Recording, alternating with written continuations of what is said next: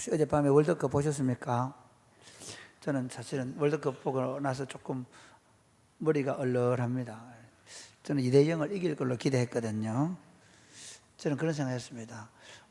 누가 우리나라가 2대0이나 2대1로 질 거라고 생각하고 보면 애국자가 아니라고 생각합니다. 그래서 저는 항상 우리나라가 이길 거라 생각합니다. 그래서 이기겠다는 확신을 가지고 봤는데 2대1로 지더라고요. 그래도 이제 마지막에 손흥민 선수가 넣은 골이 우리를 좀 마음을 시원하게 해줬죠. 어제 저희들이 이제 어디서 볼까, 우리 청년들 중에 그 산부 드리는 형제들, 그러니까 가족, 결혼한 젊은 청년들은 어디서 모인다 하더라고요. 제가 그까지 보러 가기는 그렇고. 그래서 집에 이제 컴퓨터 모니터가 하나 있거든요. 모니터에 이제 같이 둘째하고 같이 보는데, 우리 둘째가 참 어제 저에게 맛있는 짜장면을 이렇게 만들어가 계란까지 딱 얹어가지고, 그래서 딱 짜장면 한 그릇 먹고 오뚜기에서 나오는 짜장면 한 그릇 끓여 먹고, 저는 라면을 가능하면 오뚜기만 먹습니다. 오뚜기가 착한 기업이라고 소문이 났어. 그래서 아빠 왜 이 짜장면 이거 드시고, 그래서 내가 그랬죠. 착한 사람들 거 먹어줘야 된다. 착한 일 하는 사람 음식 먹겠다. 하여튼 제가 그 얘기했는데, 그래가 이제 보고 아들이 물어보더라고. 아빠 MBC 볼랍니까? SBS 볼랍니까? KBS 볼랍니까? 왜 그렇게 해설위원이 다르대요? 그래, 해설위원 누군데 이렇게 쭉쭉쭉 들미 들어서 박지성이 해설하는 거 볼랍니까? 이영표 하는 거 볼랍니까? 그래서 제가 그랬죠. 해설은 이영표가 더 잘한다. 그 이제 이영표 해설위원이 이제 해설하는 걸 들었는데, 마지막 이렇게 게임이 끝날 때 이영표 해설위원이 아주 의미심장한 말을 했어요. 뭐랬냐면 이런 얘기했습니다. 한국은 다른 나라하고 똑같이 월드컵을 준비하면 안 됩니다. 성경 아니니까 너무 길을 쫑긋 세우지 않아도 됩니다. 저는 굉장히 의미 있게 들리더라고요. 한국은 다른 방식으로 월드컵을 준비해야 다른 나라와 대등한 게임을 치를 수가 있고 이길 수가 있다는 얘기를 하더라고요. 저는 그 얘기를 들으면서 오늘 제가 이 설교를 생각했습니다. 탁월한 삶은 탁월한 대가가 지불되어야 한다.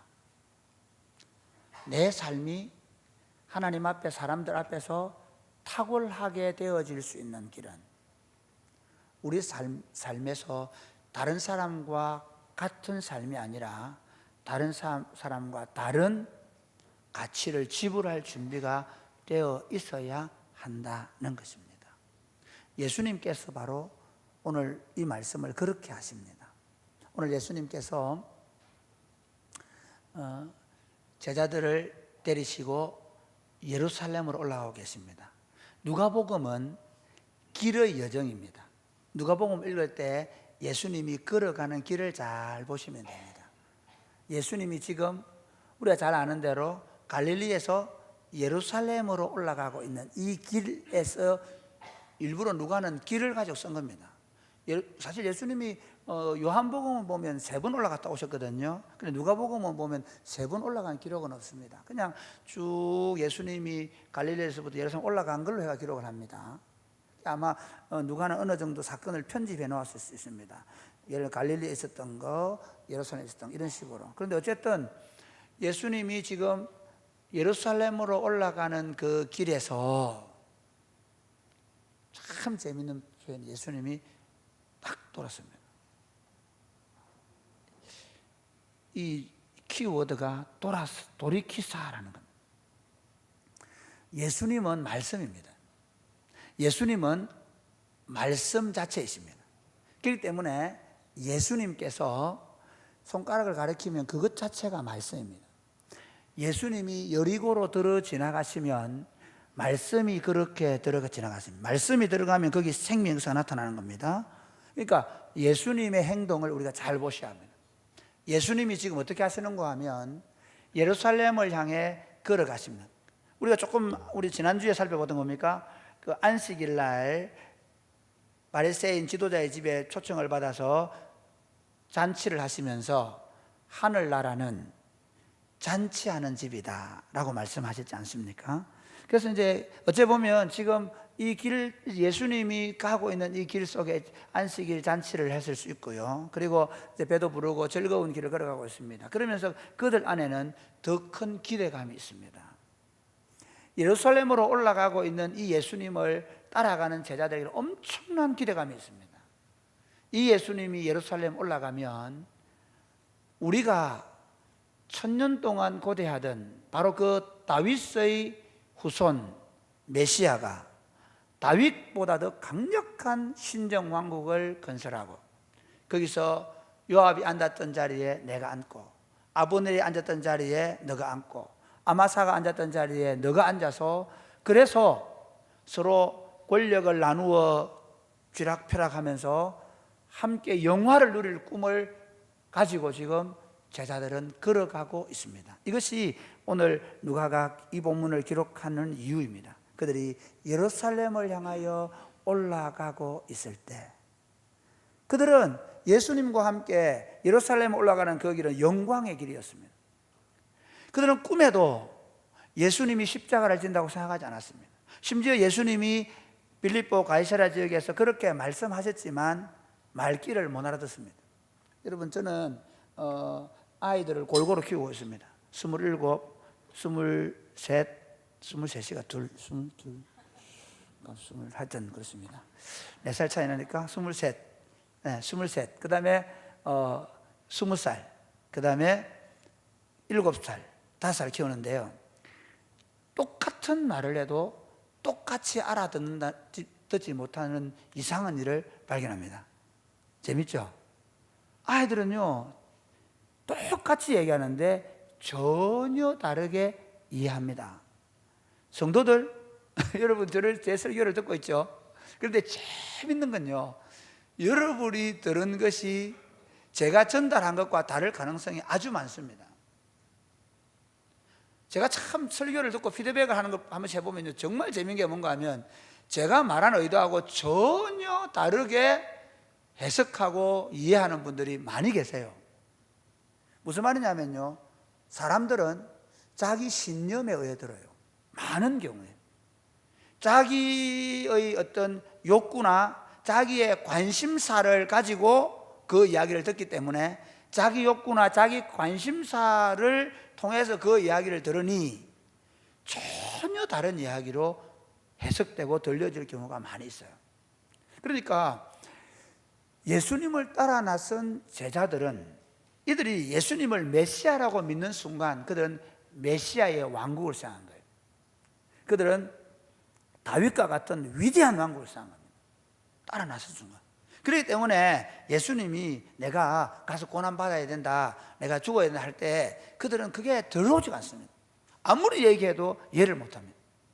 여전히 지금 예수님을 따라가는 사람들은 예수님과 함께 누릴 영광에 대한 기대를 가지고 부푼 꿈을 가지고 올라가고 있습니다. 함께 올라가는데 돌이키신다고요. 우리 25절 다시 읽어보시겠습니다. 시작.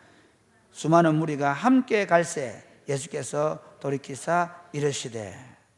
지금 이 예루살렘 함께 간다라는 부분은 조금 더 앞에를 보면 예수님이 예루살렘으로 올라가고 있다는 사실을 우리가 잘 알 수가 있습니다. 예수님께서 예루살렘으로 올라가시는 길에 지금 제자들을 딱 돌아보는 거예요. 왜 돌아볼까요? 여러분 가만히 한번 보세요. 우리가 예수님이 행동 하나가 굉장한 의미를 갖는 거예요. 길을 막는 거예요. 멈칫하겠죠. 이렇게 말씀합니다. 얘들아, 너희들이 지금 나와 함께 길을 가고 있는데 이 길은 자기 부모나 자기 형제나 자기 자식이나 심지어 자기 몸까지도 미워하지 않으면 나를 따라오지 못하는 길이다. 못 따라온다. 지금 걸어오지만 너희는 나를 못 따라올 거다. 심지어 자기 십자가를 지고 나를 쫓지 않는 자도 나를 따라올 수 없다라고 말씀합니다. 그러니까 자, 계산해봐라. 여러분 잘 계산해 보십시오. 만약에 어떤 사람이 망대를 지으려고 하는데 내가 이 돈으로 이 망대를 다 지을 수 있을 것인가 계산을 해보고 지어야지. 만약에 계산 안 해보고 짓다가 기초만 놓고 끝나면 사람들의 비웃음거리가 안 되겠냐. 또 한번 보자. 전쟁을 하러 오는데 적군의 전쟁, 우리 인조 시대에 뭐 남한산성이라는 영화 보셨죠? 항상 전쟁을 할 때 적국의 왕이나 장군들은 뭐부터 얘기합니까? 항복을 종용하죠. 항복을 종용해서 우리 군사의 피해를 줄이고 그리고 쉽게 자기들의 목적을 이루려고 합니다. 그런데 어떻게 힘이 있는 나라들은 특별히 아무리 힘이 없어도 주위 항전을 하죠. 그런데 저는 우리 그러니까 고려시대에 있었던 몽골 항쟁 같은 경우는 굉장히 잘못된 전쟁입니다. 우리는 뭐 대몽 항쟁 그러면서 굉장히 좋게 배웠는데 사실은 그 군사 정부가 강화도에 도망가 있으면서 자기들 몇 명은 살아남았지만 그 몽골이 쳐들어와서 어떻게 했습니까? 우리 민중들을 완전히 짓밟아버렸어요. 오히려 왕이 항복하고 차라리 백성들의 생명과 안정을 지켜내야 합니다. 그런 면에서 본다면 오늘 이 얘기하는 겁니다. 만약에 우리가 전쟁에서 안 될 것 같으면 백성들의 생명을 지키기 위해서 어떻게 사신을 보내가지고 하친을 맺고 차라리 대가를 지불하는 것이 낫다는 것입니다. 뭐 해보라? 계산해봐라. 그래서 전쟁에서 이길 성산이 있으면 전쟁해야 된다. 바로 주님을 쫓아가는 이 길도 자기를 부인하고 자기 십자가를 지고 자기 처자나 자기 형제나 자기 부모까지도 미워하면서 가야 될 가치가 있는 길인가 생각해보고 만약에 그럴 가치가 없다면 돌아가라는 거예요. 딱 돌아가. 그럴 가치가 있다고 생각하는 사람만 따라와라. 이렇게 얘기하는 거예요. 이게 예수님의 메시지 방법이고 예수님이 사역하시는 방식입니다. 하나 예를 들면 요한복음 6장에 보면 예수님께서 굶주린 민중들에게 보리떡 5개 물고기 2마리로 5,000명을 먹입니다. 굶주린다는 것에 대한 이해가 있으십니까? 우리나라는 1960년대에 보릿고기가 있었다고 합니다. 왜냐하면 저는 배고픈 줄을 모르기 때문에. 그러나 조금은 압니다. 배고픈 줄은 모르는데 하루에 쌀은 3번 안 먹었습니다. 우리도 그렇죠. 저는 여름에는 항상 하루에 한 끼 정도는 국수나 수제비를 비벼서 먹었습니다. 수제비를 우리는 맛있게 먹은 게 아니죠. 그때는 다 쌀 때문에 먹었겠죠. 지금 생각해보면 그래요. 그 다음에 겨울 되면 뭐 먹었는지 아십니까? 겨울에는 빼떼기죽을 먹었습니다. 여러분 빼떼기죽 지금도 그 고구마를 썰어가지고 있잖아요. 센 고구마를 썰어가지고 그거를 지붕 위에 이렇게 말려놔요. 그 지붕이 지금 생각하니까요 아찔해요. 왜냐하면 그 지붕이 쓰레트 지붕이에요. 쓰레트 지붕 위에다 뭐 하여튼 뭐 깔고 또 말려놓고 하긴 하는데 말려놨다가 그걸 다 걷어가지고 어떻게 하는가 하면 이제 가마니에 째어놨다가 겨울에 학교 갔다 오면 어머니가 솥에다가 빼떼기죽을 한가득 끓여놓거든. 그럼 그거 퍼가지고 한 그릇 먹으면 점심을 먹는 겁니다. 근데 그게 불과 30년, 40년 전의 얘기잖아요. 한 40년 전의 얘기란 말입니다. 그런데 지금부터 1000년 전에 로마의 수탈을 당하던 이스라엘 사람들, 그들은 엄청나게 배고픈 사람들이었습니다. 근데 예수님이 보리떡 5개와 물고기 2마리로 딱 먹이니까요 완전히 메시아로 삼자, 왕을 삼자 이래가지고 몰려들었습니다. 그래서 배를 타고 막 걸어서 예수님 저 건너편에 있는데 그까지 와가지고 예수님 왜 여기 계십니까 그러잖아요. 그때 예수님 이런 얘기합니다. 너희가 나를 찾는 이유는 표적을 본 까닭이 아니요 배부름 때문에 얘기합니다. 표적이라는 말은 무슨 말이냐면 내가 하나님의 아들이라는 사인. 그래서 내가 보리떡 5개로 물고기 2마리를 먹인 이유는 하늘에서 만나를 먹인 하나님을 기억하고 저분이 하나님이시구나 그걸 믿게 하기 위해서 이 사인을 보여줬는데 당장 그들은 뭐 배고픈 문제를 해결할 수 있겠다 생각하고 예수님을 찾아왔다는 겁니다. 그러니까 예수님 이렇게 말씀합니다. 그걸로는 안 돼. 그러면서 이렇게 얘기하죠.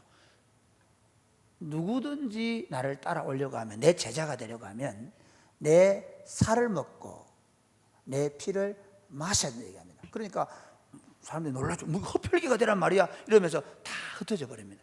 그러니까 예수님은 자기를 따라오는데 못 모르고 따라오기를 원치 않으세요. 예수님은 자기를 따라오는데 왜 내가 이 길을 가야 되는지 명확하게 하고 따라오기를 원하신다는 거죠. 오늘 이 설교가 그 얘기하는 겁니다. 여러분은 내가 지금 왜 예수님을 쫓아가는지, 이 길 끝에 무슨 일이 있을 것인지 생각하고, 그리고 그러면 내가 지불해야 될 대가가 무엇인지에 대해서 생각해 볼 수 있기를 바랍니다. 오늘 설교 제목을 이렇게 정했습니다. 예수님을 따라가려면, 그리고 부제는 대가를 지불할 각오를 하셨습니까? 그렇게 정했습니다. 예수님을 따라가려면 먼저 예수님은 이렇게 얘기합니다. 자기 부모와 처자와 형제와 자매와 더욱 자기 목숨까지도 미워하지 아니하면 안 된다 그럽니다. 미워해야 된다는 것입니다. 우리 26절 말씀 한번 보겠습니다. 시작. 무릇 내게 오는 자가 자기 부모와 처자와 형제와 자매와 더욱이 자기 목숨까지 미워하지 아니하면 능히 내 제자가 되지 못하고. 여기에 우리 딜레마가 있습니다. 사람들이 왜 신앙생활하죠? 많은 경우에 자신의 안녕과 건강을 원합니다. 그렇죠?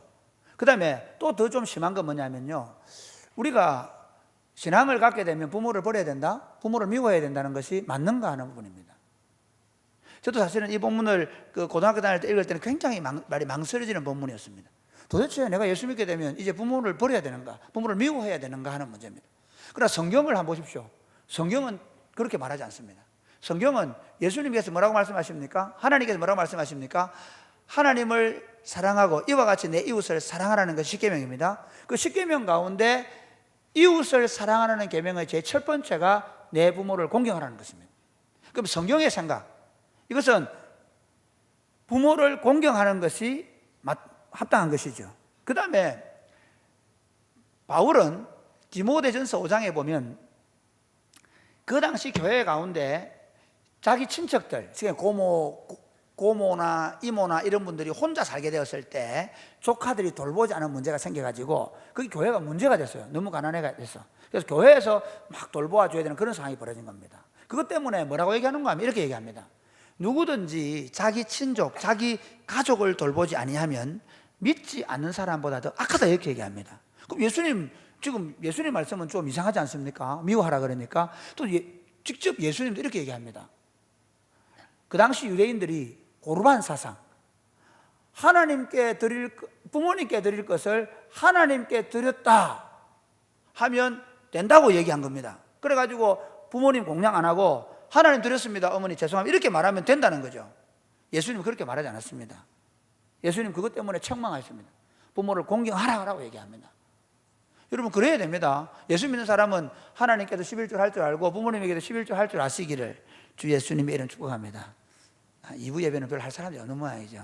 할 마음도 없고 또 어르신들이니까 제가 3부 예배 때 잘 얘기하겠습니다. 잘 하라고. 어쨌든 간에 여러분 사실은요, 예수 믿는 사람들이 부모님을 잘해야 됩니다. 형제를 잘 돌봐야 됩니다.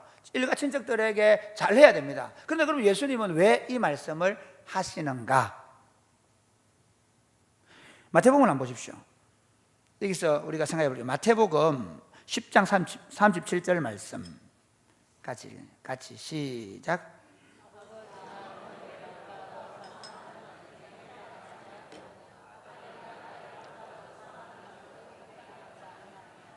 여기서 중요한 게 뭐냐면 나보다 더 사랑하는 자는 그러게 합니다. 그러니까 이렇게 먼저 하나님을 사랑해야 된다는 겁니다.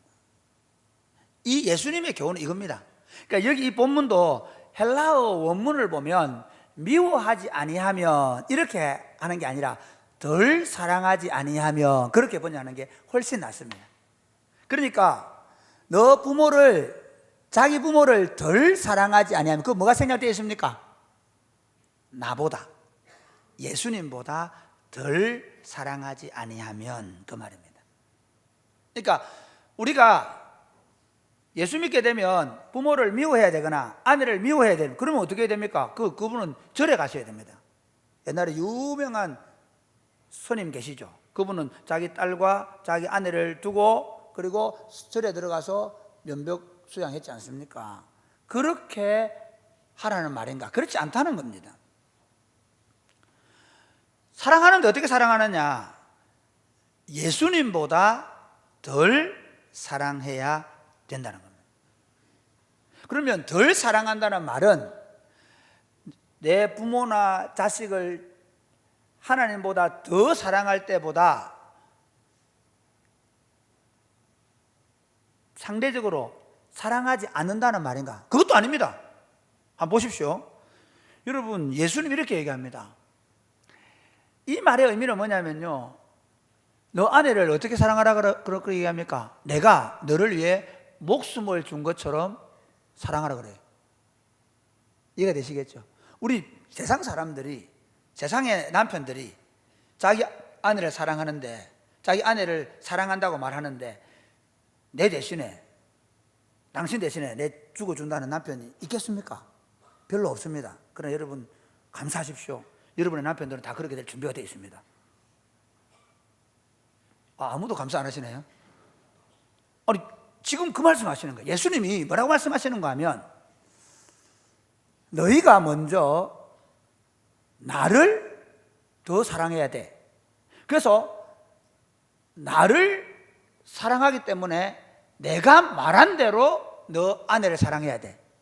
내가 말한 대로 너 부모를 사랑해야 돼. 내가 말하는 대로 너 자식들을 사랑해야 돼. 이렇게 말씀하는 겁니다. 할렐루야. 여러분, 세상은 어떠냐면요, 자기가 절대적인 존재입니다. 모든 기준은 자기입니다. 내 생각에 안 맞으면, 내 뜻에 안 맞으면, 소위 말하면 수틀리면 끝나는 겁니다. 심지어 신앙생활 하면서 그런 분들 계십니다. 이건 굉장히 문제입니다. 타락한 본성은 자신을 절대화시킵니다. 그래서 네가 하나님처럼 될 거야, 그 말에 유혹을 받아서 선악을 알게 하는 실과를 따먹었고, 그리고 그가 뭐가 됩니까? 선과 악의 기준이 됩니다. 다시 말하면 그가 절대자가 됩니다. 세상 사람들은 우리와 다른 게 뭔가 하면 본인이 절대자입니다. 그래서 자기와 자기 주변을 절대화시킵니다.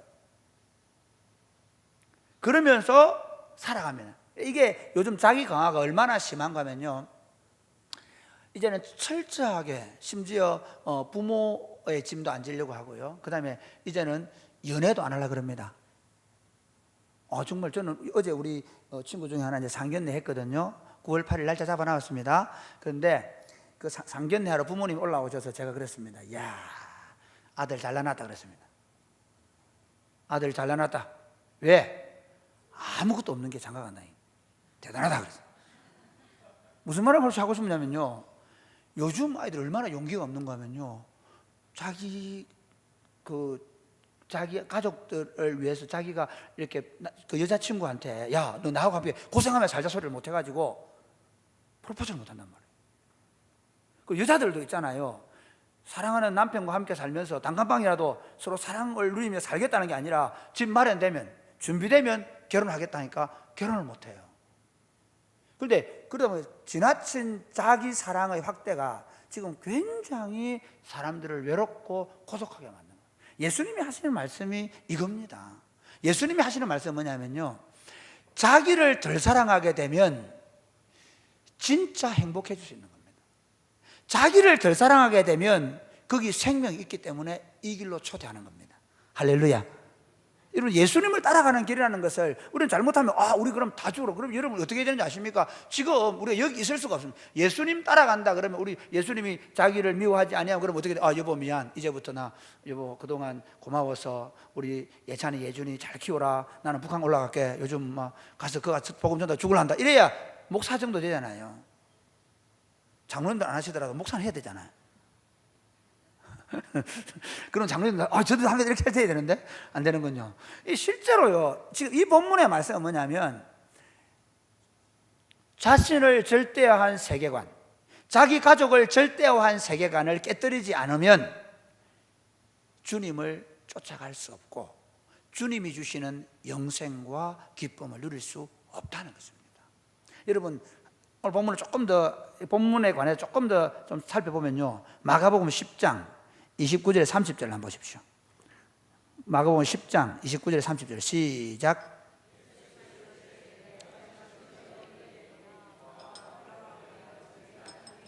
어머니나 아버지나 자식이나 전토를 부린 자는 현세에 있어 집과 형제와 자매와 어머니와 자식과 전토를 100배나 받되 박해를 겸하여 받고 내세에 영생을 받지 못할 자가 없느니라.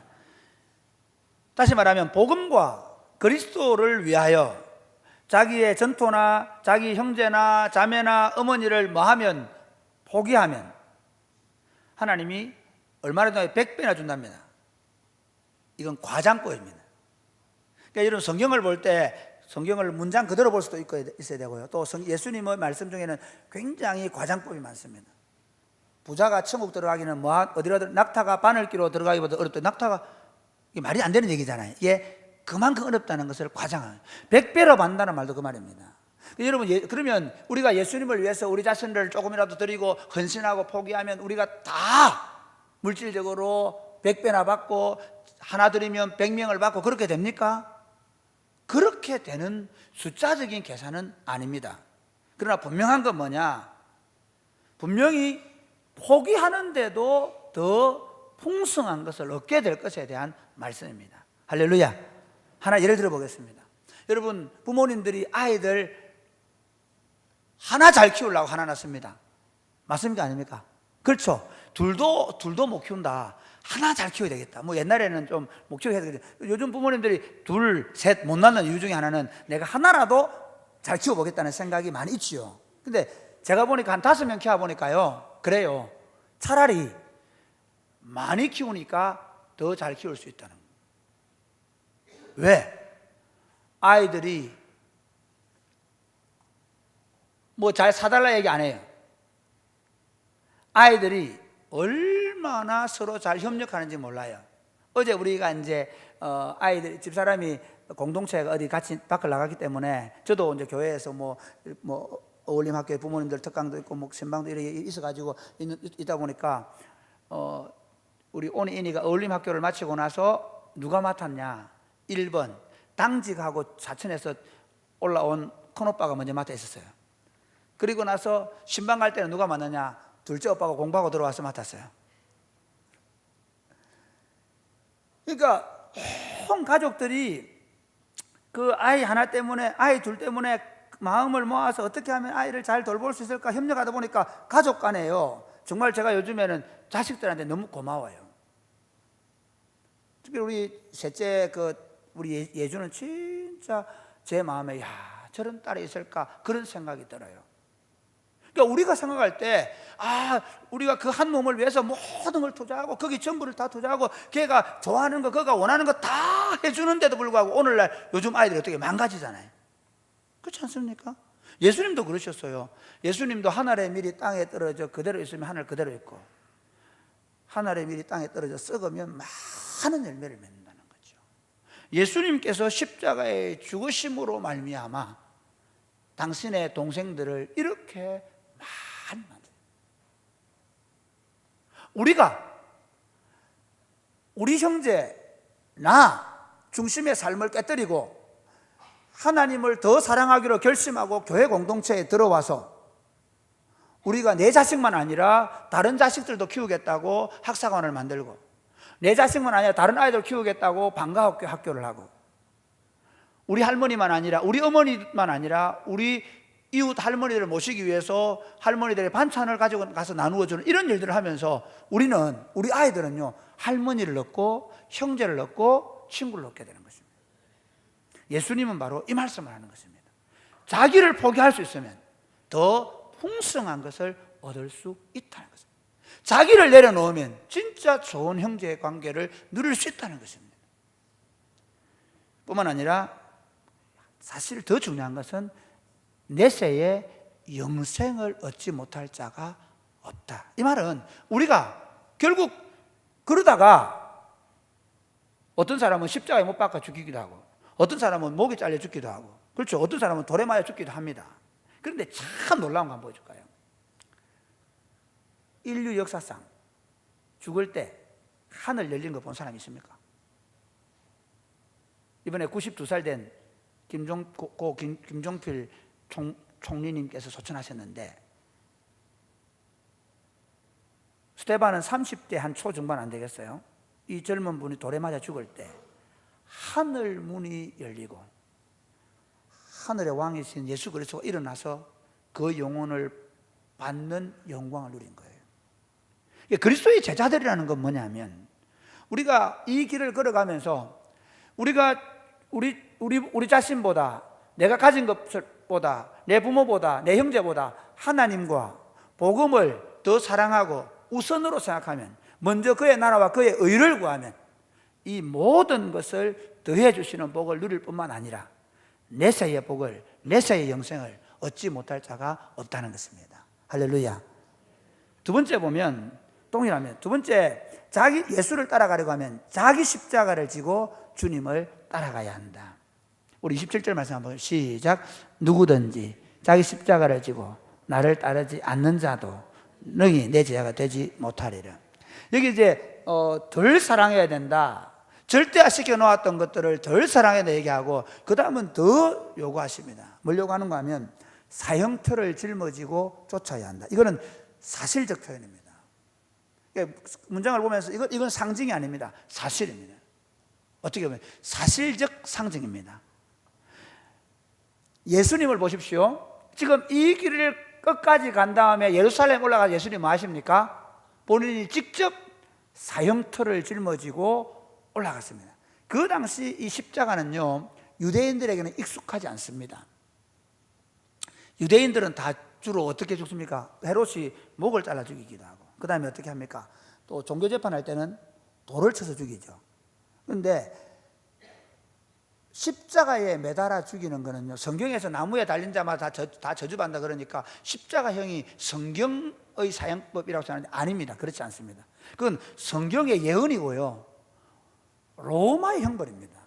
로마는 자기 나라에 반역을 한 사람에게만 이 십자가형을 하는 겁니다. 그러니까 예수님을 어떻게 했습니까? 가이사의 충신이 아닙니다. 이 사람이 자기가 왕이라고 했습니다. 가이사에게 반역자입니다. 그렇게 해가지고 유대인들이 고소를 죽인 거거든요. 예수님은 십자가를 실제로 지시고 돌아가실 것을 말씀하면서 이렇게 얘기하는 겁니다. 너희들도 십자가 지고 나를 쫓아와야 내 제자가 된다라고 얘기합니다. 그럼 이게 무슨 의미인가 하는 것입니다. 우리가 십자가를 진다는 것은 무슨 의미인가? 먼저 생각하게 될 거 이겁니다. 우리가 다른 사람을 위해서 희생하고 섬겨야 한다는 의미가 있을 수 있습니다. 그러니까 지난 시간에 말씀드렸죠. 우리가 하늘나라 잔치를 누리려고 하면 높은 자리에 올라가면 안 되고 모두가 다 낮은 자리에 올라갈 때 그 잔치가 더 행복, 흥겁다고 말씀드렸는데, 예수님은 이렇게 말씀합니다. 인자는 섬김을 받으려 함이 아니라 도리어 섬기려 하고 자기 목숨을 많은 사람의 대속물로 주려 함이니라. 십자가를 지심으로 섬겨주신 거예요. 그러니까 예수님이 자기 십자가를 지고 나를 쫓아야 한다고 말할 때 우리의 이 길은 다른 사람을 섬기기 위한 희생의 길이어야 한다는 것이 첫 번째일 수 있습니다. 또 하나는 그 시대 속에 예수님은 결국 로마의 반역자로 죽었습니다. 이런 의미를 생각해 볼 수 있다고 생각합니다. 우리가 이 시대를 살아가는데 십자가를 진다는 것은 이 시대의 문화를 거슬러 올라간다는 것입니다. 저는 오히려 이 부분을 좀 더 강조하고 싶습니다. 참 우리가 걸어가는 이 길은 심지어 그리스도인들까지도 우리가 말하는 방식대로 말하지 않을 수가 있습니다. 이번에 제가 이제 우리 고려신학 대학원에 가서 우리 교단 목사님들에게 제가 전체 특강을 했는데요. 굉장히 조심스러웠어요. 왜냐하면 제가 젊은 목사이기 때문에. 그래서 제가 그 교수님 보고, 아이고, 이거 신학 부원들 다 앉아 계신데 내가 해야 되겠나? 그러니까 좀 해라 했다. 제가 참 마음에 부담이 됐습니다. 왜냐하면 지금 한국 교회가 이렇게 심각하게 젊은이들이 교회를 떠나고 있는 이유는 뭐냐 하면 우리 스스로가 이 세상과 같이 가고 있기 때문입니다. 교회의 목사들, 우리가 성경대로 이 시대를 거슬러 올라가고 있지 않기 때문입니다. 제일 중요한 것 중에 하나는 갑질입니다. 리더의 갑질이죠. 공동체가 정말 세상을 섬기겠다는 마음, 사실 우리 교회 공동체가 지금 하고 있는 이 모든 사역의 핵심은 우리가 더 많이 갖는 것이거나 우리가 더 힘을 가지는 것이 아니라 우리가 더 다른 사람에 나누어 주는 겁니다. 세상은 더 가지라고 얘기합니다. 오늘날에 우리가 세상의 문화와 다른 것은 뭐냐면 오늘날 문화는 더 커지려고 하고 빅 사이즈가 되고 싶어요. 그래서 어떻게 하냐면 교인이 좀 모이면 한 3부 예배 드려서, 요즘 3부 예배가 거의 차갑니다. 그러니까 좀 있으면 예배당 지을 때 됐겠네 생각하지 마시기 바랍니다. 한 3부 정도 차면 이제 지어도 안 되겠나? 아니요. 더 커지려고 하는 마음. 사실 우리가 더 크게 지어버리면 어떻게 되겠습니까? 이웃교회 교인들이 올 수 있습니다. 그래서 작은 교인들을 다 우리가 흡수할 수 있습니다. 그래서 커지는 게 무슨 의미가 있습니까? 예를 들면 세상의 논리를 거부하는 것입니다. 또 하나 볼까요? 요즘 지금 대구에서 퀴즈 축제를 하고 있는데 뭡니까? 그 동성 연애자들 축제를 하고 있는데요. 정말 저는 어떻게 이걸 지금 막아낼 수 있을까? 근데 이게 이 문제만 아니고 더 심각한 게 이제 그 낙태를 반대하는 것, 낙태를 못하도록 하는 법을 이제는 철폐하자고 청원을 벌이고 있습니다.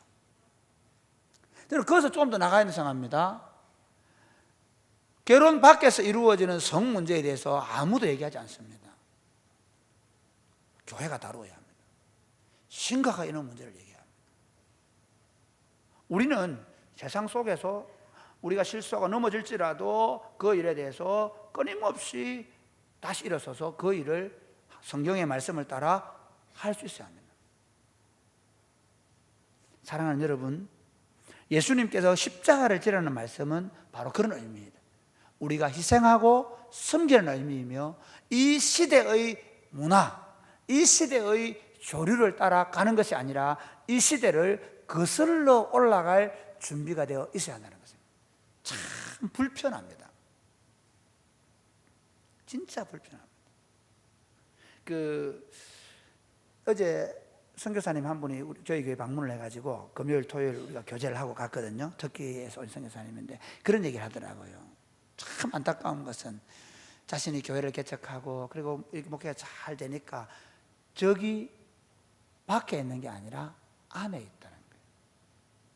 심지어 선교사님들 세계에서도 본인이 하고 있는 그 일이 어려움을 당한다는 거예요. 세상에서 말할 건 없겠죠.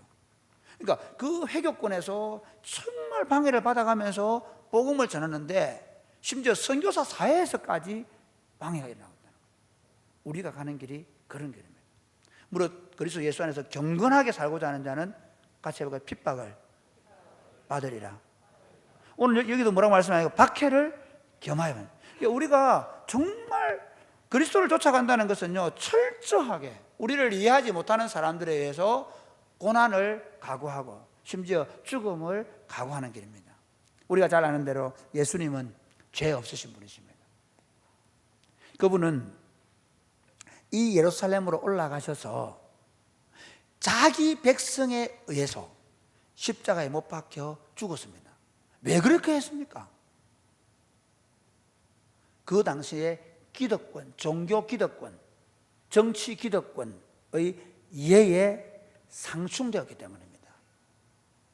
오늘 그리스도를 쫓아간다는 것은 이 시대의 힘 있는 자들, 이 시대의 기득권과 상충된 삶을 살도록 부름받았기 때문에 끊임없이 부딪히고 그것 때문에 우리가 깨어지고 또 그것 때문에 고난을 당할 수 있다는 사실을 기억하고 이 길을 오라고 주님이 말씀하십니다. 말씀의 결론을 맺겠습니다. 그러면서 예수님은 많은 부분에 대해서 할애하시면서 이렇게 얘기합니다. 계산해보라는 것입니다. 오늘 여러분이 지금 이 설교를 들으면서 계산하셔야 됩니다. 내가 정말 내 부모나 처자식들이나 형제를 하나님보다 정말, 이거는 그냥 덜 사랑해 이게 아니라 덜 사랑하면서, 다시 말하면 하나님의 말씀이면 어떻게 합니까? 아브라함은 하나님께서 너 사랑하는 아들, 사랑하는 아들 얘기합니다. 내 독자. 그래서 참 재밌죠. 이게 복음서 보면 네 사랑하는 아들, 네 독자 이삭을 모리아산에 가서 바치라 하라고 할 때 아브라함은 바칩니다. 왜요? 하나님보다 그 자식을 덜 사랑한다는 겁니다. 그래서 아브라함아 이제야 네가 나를 경외한다. 이 경외라는 말은 두려움과 떨림으로 나를 더 사랑한다는 거예요. 네가 나를 더 사랑하는 줄 내가 알았다라고 말씀하시는 것입니다. 그래서 제가 이 말씀을 들을 때 여러분들은 고민하셔야 됩니다. 정말 나는 하나님을 절대적으로 사랑할 준비가 되었는가? 하나님의 모든 것들은 상대화시킬 수 있는가? 두 번째, 어떤 희생, 어떤 어려움이 있어도 세상의 기득권을 거슬러 올라가면서 세상의 파워, 세상의 문화를 거슬러 올라가면서 어떤 손해를 보더라도 심지어 내 생명의 위협을 당한다 할지라도 이 길을 걸어갈 수 있는가? 왜 그 길로 오라고 하시는가? 그게 중요한 거예요. 우리는 아침 안개와 같은 인생을 삽니다. 풀의 꽃과 같은 영광을 누리며 삽니다. 그래서 사람들은 이 아침 안개와 같고 이 풀의 꽃과 같은 영광에 그걸 놓지 못해서 절대적인 것, 영원한 것을 쥐지를 못합니다. 우리 어릴 때 볼까요? 어릴 때 제가 딱지치기를 정말 잘했습니다. 욕심이 많거든요. 어떻게 하면 이길 것인가 생각합니다. 그래서 딱지치기를 하면 어떻게 하냐면 옛날에 그 비닐로 된 복합 비료푸대에다가 딱지를 탁 해가지고 어떻게 합니까? 싸매가지고 주로 어디나 흙간에 놔둬. 흙간에다가 탁 놔둡니다. 그렇죠? 그거 어떻게 합니까? 학교 갔다 오면 딱 그 중에 이제 몇 방 제대로 된 거 딱 가져와서 또 해가지고 막 손이 터고, 뭐 그렇게 하죠. 그런데 지금 시간이 지나고 나니까 그렇게 소중하게 생각하는 딱지는 온데간데도 없습니다. 우리 인생도 반드시 그럴 날이 올 것입니다. 지금 내가 그렇게 소중하게 생각하는 눈에 보이는 것들, 그렇게 귀하게 생각하고 내 목숨과도 바꿀 수 있다고 생각하는 그것들이 아무것도 아니라는 사실이 느껴질 때가 올 것입니다. 그러나 우리 모든 인생은 우리에게 영원한 생명이 있습니다. 하나님과 함께 영광을 누리며 살 수 있는 길을 지금 말씀하시는 것입니다. 예수님이 그 길로 초대하십니다. 네가 만약에 지금 눈에 보이는 것을 조금 덜 사랑할 수만 있다면, 네가 만약에 조금 지금 불편하지만 그러나 십자가를 지고 나를 쫓아올 수만 있다면 내가 너에게 영생의 길을 줄 수 있다는 것입니다. 내가 너에게 영광의 길을 줄 수 있다는 것입니다. 그런데 더 놀라운 것은 그 길을 가면서 고난만 받는 것이 아니라 그 길을 가면서도 생명과 풍성함을 얻게 해주겠다고 약속하십니다. 사랑하는 여러분, 계산해 보십시오. 그리고 영원하지 않는 것을, 영원한 것을 위하여 조금 덜 소중하게 여기고 그리고 덜 가치 있게 여겨서 가끔씩 그것을 포기하면서 주님을 쫓아가게 되는 여러분 되시기를 주님의 이름으로 축복합니다. 아멘.